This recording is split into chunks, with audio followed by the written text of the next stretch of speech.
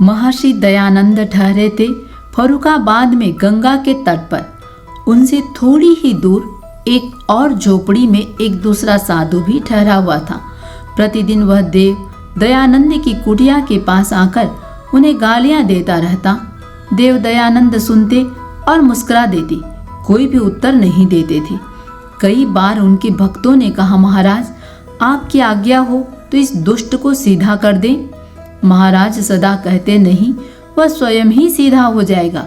एक दिन किसी सज्जन ने फलों का एक बहुत बड़ा टोकरा महर्षि के पास भेजा। महर्षि ने टोकरे से बहुत अच्छे अच्छे फल निकाले, उन्हें एक कपड़े में बांधा और एक व्यक्ति से बोले, ये फल उस साधु को दे आओ जो उस परली कुटी में रहता है, जो प्रतिदिन यहाँ आकर कृपा करता है। उस व्यक्ति ने कहा, परंतु वह तो आपको गालियां देता है। महर्षि बोले, हाँ, उसी को दे आओ। वह सज्जन फल लेकर उस साधु के पास गए। जाकर बोले, साधु बाबा, ये फल स्वामी दयानंद ने आपके लिए दिए हैं। साधु ने दयानंद का नाम सुनते ही कहा, अरे यह प्रातःकाल किसका नाम ले लिया तूने? पता नहीं आज भोजन भी मिलेगा या नहीं। चला जा यहाँ से, मेरे लिए नहीं किसी दूसरे के लिए भेजे होंगे। मैं तो प्रतिदिन उसे गालियाँ देता हूँ।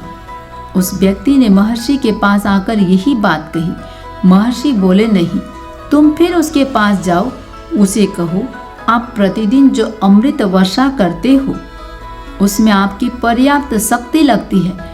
ये फल इसलिए भेजे हैं कि इन्हें खाइए, इनका रस पीजिए, जिससे आपकी शक्ति बनी रहे और आपकी अमृत वर्षा में कमी न आ जाए। उस व्यक्ति ने साधु के पास जाकर वही बात कह दी।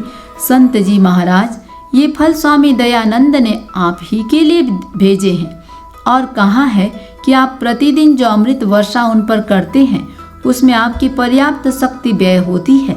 इन फलों का प्रयोग कीजिए, जिससे आपकी शक्ति बनी रहे और आपकी अमृत वर्षा में न्यूनता न आए।